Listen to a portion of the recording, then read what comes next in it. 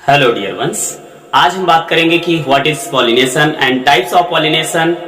आज हम बात करने वाले हैं कि पॉलिनेशन क्या है, परागण क्या है, परागण कितने प्रकार का होता है और कौन से पौधे में कौन सा परागण होता है।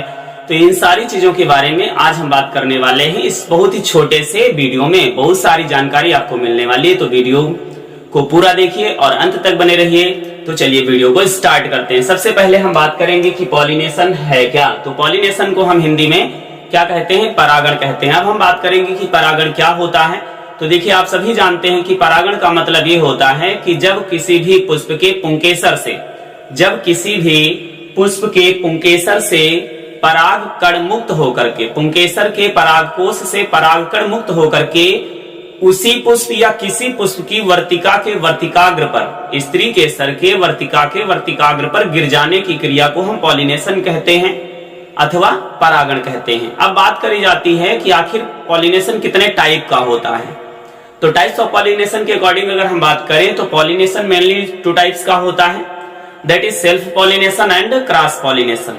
सेल्फ पॉलिनेशन का मतलब ये होता है जब उसी पुष्प के परागकोश से पराग को कण निकल करके उसी पुष्प के स्त्री केसर के वर्तिका के वर्तिकाग्र पर गिर जाएं, तो इसको हम लोग क्या कहते हैं कि सेल्फ पॉलिनेशन कहते हैं। लेकिन बात यह आती है कि उसी पौधे की दूसरी शाखा पर लगे हुए दूसरा पुष्प की वर्तिका पर अगर परागकण गिर जाए तो उसे हम क्या कहेंगे, तो उसे भी जो है सेल्फ पॉलिनेशन ही कहा जाएगा, क्योंकि जेनेटिकली देखा जाए तो ये सेम होगा। इसलिए किसी भी प्लांट पर एक पुष्प का परागकण निकलकर दूसरे पुष्प की, उसी पौधे के दूसरे पुष्प की वर्तिका के वर्तिकाग्र पर गिरने की क्रिया को हम सेल्फ पॉलिनेशन कहते हैं। यदि ये परागकण दूसरे पौधे की स्त्री केसर की वर्तिका के वर्तिकाग्र पर गिरता है तो इस क्रिया को हम क्रॉस पॉलिनेशन कहते हैं। आप पॉलिनेशन को लेकर के cross pollination and self pollination आप समझ चुके होंगे। चलिए अब हम बात करते हैं कि सेल्फ पॉलिनेशन के भी क्या टाइप होते हैं, क्या क्रॉस पॉलिनेशन के भी टाइप होते हैं। तो सबसे पहले हम बात करते हैं कि सेल्फ पॉलिनेशन क्या है। तो हम लोगों ने समझा कि सेल्फ पॉलिनेशन क्या है, स्वपरागण इसको कहते हैं। अब हम बात करेंगे कि स्वपरागण जो होता है कितने टाइप्स का होता है। तो स्वपरागण भी जो आप देख रहे हैं यहाँ पर बाइसेक्सुअल एंड होमोगैमी दिया गया है, और यहाँ पर आप देख रहे हैं इसको जो है क्लिस्टोगैमस कहा गया है। 3 प्रकार का जो है सेल्फ पॉलिनेशन होता है।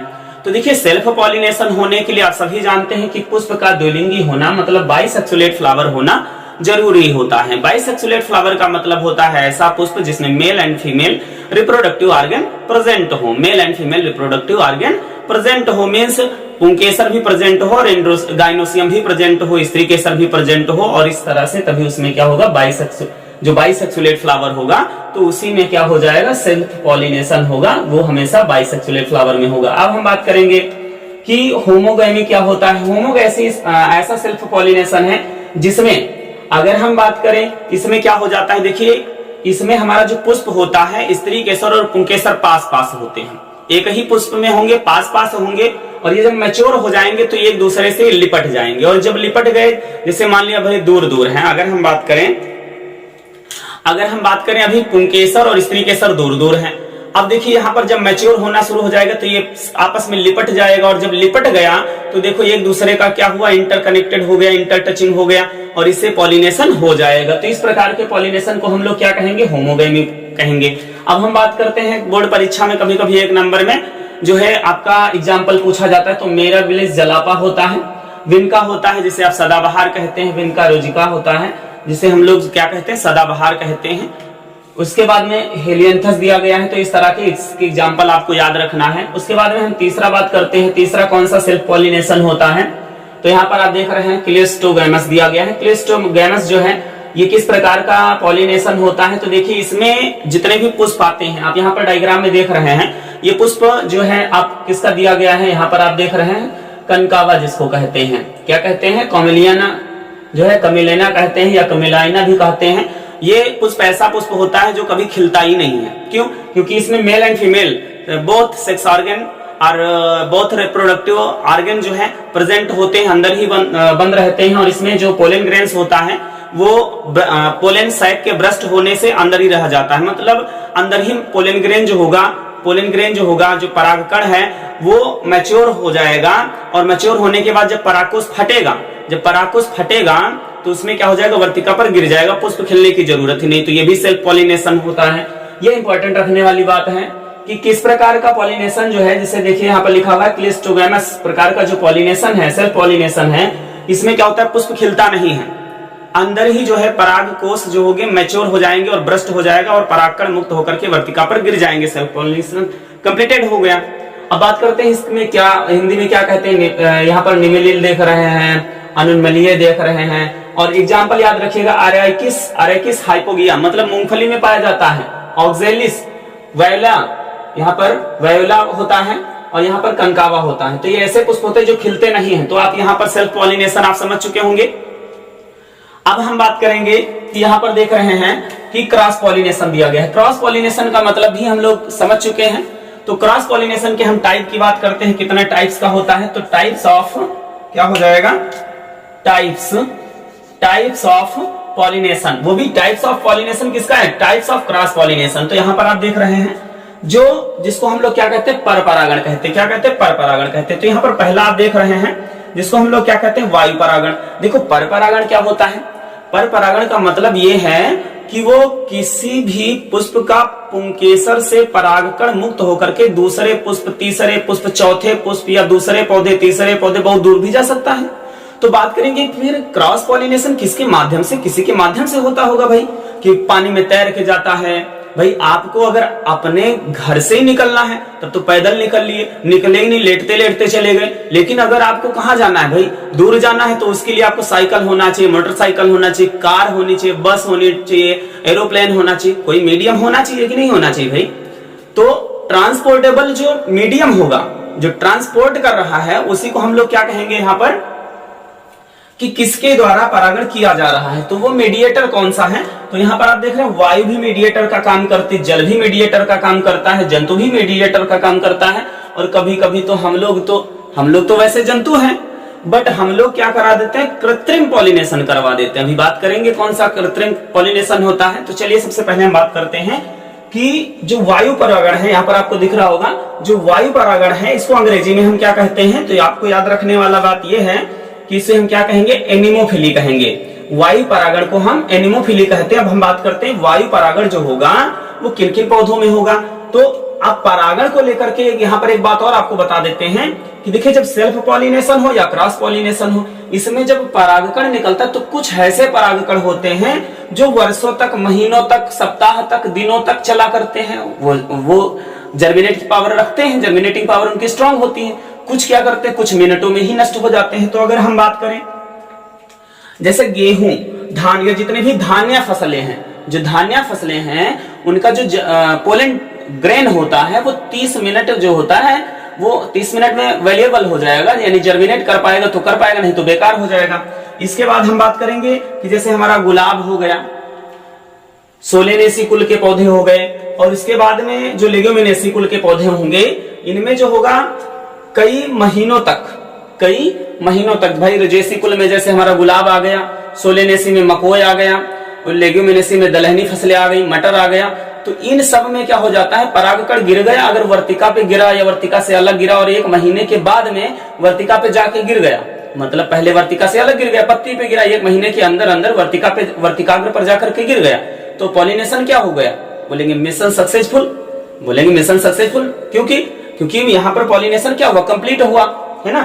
तो अब हम बात करेंगे वायु परागण को हम लोग क्या कहते हैं, एनिमोफिली कहते हैं। ये किसमें होता है, गेहूं, जाई, मक्का, रोमेक्स, चीड़ इत्यादि में होता है। उसके बाद में हम बात करेंगे जल के द्वारा भी परागण होता है। तो यहाँ पर देखेंगे हम जो जल परागण होता है, जल के द्वारा परागण होता है तो जलीय पौधों में होगा। लेकिन यहाँ पर याद रखने वाली बात यह है कि अगर आपसे पूछा जाए कमल में जल परागण द्वारा तो नहीं कमल में परागण होता है, तो बिल्कुल नहीं। जल जो कमल होगा, कमल में जल परागण द्वारा नहीं होता है, जल द्वारा परागण होता ही नहीं है, ठीक है। तो यहाँ पर एग्जांपल आप याद रखिएगा कि इस जल द्वारा होने वाले परागण को क्या कहते हैं, हाइड्रोफिली कहते हैं। इसमें हाइड्रिला आता है, वेलिसिनेरिया आता है, सेरेटोफिल्लम आते हैं, जिस्टेरा आता है और मरीना आता है। इसके बाद में हम बात करेंगे कि जो जंतु परागण होता है, जिसको हम जूफिली कहते हैं, जुगैमी कहते हैं। ये देखिए फिर से डिफरेंशिएट किया गया है तो यहाँ पर इसको अभी हम नहीं पढ़ेंगे, कृत्रिम वाला देख देते हैं।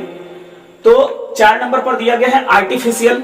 आर्टिफिशियल में हमारा इमैस्कुलेशन आता है, जिसमें बंध्याकरण कराते हैं, बैगिंग कराते हैं, टैगिंग कराते हैं। इसको किसी दिन सेपरेट वीडियो में आपको बताएंगे कि इमैस्कुलेशन क्या क्या प्रोसेस है। और देखिए इमैस्कुलेशन का एक प्रैक्टिकल वीडियो है, इमैस्कुलेशन का कैसे करते हैं, कौन सा इंस्ट्रूमेंट होना चाहिए, किस प्रकार से करते हैं, प्रैक्टिकल वीडियो है। तो उसका लिंक जो है हम डिस्क्रिप्शन बॉक्स में डाल देंगे, तो उसमें आप जरूर देखिए। डिस्क्रिप्शन बॉक्स में जो है उसका लिंक दिया गया है, डिस्क्रिप्शन में जो है उसका लिंक दिया गया है, आप वहां से भी इस वीडियो को देख सकते हैं। इमैस्कुलेशन आप समझ जाएंगे, उसमें विथ प्रैक्टिकल बताया गया है। अब हम बात करते हैं जंतु परागण, जिसको हम जूफिली या जूगैमी कहते हैं। तो जूगैमी या जूफिली जिसको जंतु परागण कहते हैं, ये देखिए डिफरेंशिएट किया गया है। अगर हम बात करें तो इतने सारे पार्ट्स हैं इसके। अब देखिए यहाँ पर कीट के द्वारा भी परागण होता है।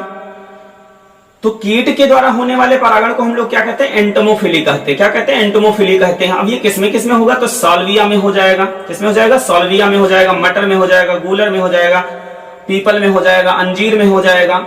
उसके बाद हम बात करेंगे जो पक्षी द्वारा परागण होता है, तो पक्षी द्वारा होने वाले परागण को क्या कहते हैं, आर्निथोफिली कहते हैं। आर्निथोफिली किसमें होगा, तो बिग्नोनिया में होता है, एगेव में होता है, सेमल में होता है और स्ट्रेलिट्जिया में होता है। इसके बाद हम बात करते हैं कि घोंघा द्वारा जो परागण होता है उसको क्या कहते हैं, तो मैलकोफिली कहते हैं। क्या कहते हैं, इसको मैलेकोफिली कहते हैं। मैलेकोफिली जो है जो परागण होता है वो किसमें होता है, जिमीकंद में होता है और सर्पकंद में होता है। इसके बाद हम बात करते हैं चींटी के द्वारा भी परागण होता है, चींटी भी परागण करवाती है। देखिए कितना महत्व है, कितने कितने जीवों का जो है क्या क्या महत्व है, आप यहाँ पर भी देख पा रहे हैं। चींटी भी परागण करवाती है, किसमें कराती भाई, कदम में कराती है। चींटी द्वारा होने वाले परागण को हम लोग क्या कहते हैं, यहाँ पर मैर्मिकोफिली कहते हैं। क्या कहते हैं, मैर्मिकोफिली कहते हैं। अब चमगादड़ के द्वारा, मान लो पूछा इस कदम इसमें भी ऑप्शन में चींटी भी दिया गया, चमगादड़ भी दिया गया और बोला गया कदम में किसके द्वारा परागण होता है, तो आप टिक करिएगा चमगादड़ द्वारा। चमगादड़ द्वारा होने वाले परागण को हम लोग क्या कहते हैं, यहाँ पर आप देख रहे हैं कायरोप्टेरी फ्ली जो होता है, यहाँ पर आप देख रहे हैं। और ये किसमें होगा, कचनार में होगा और कदम्ब में होगा।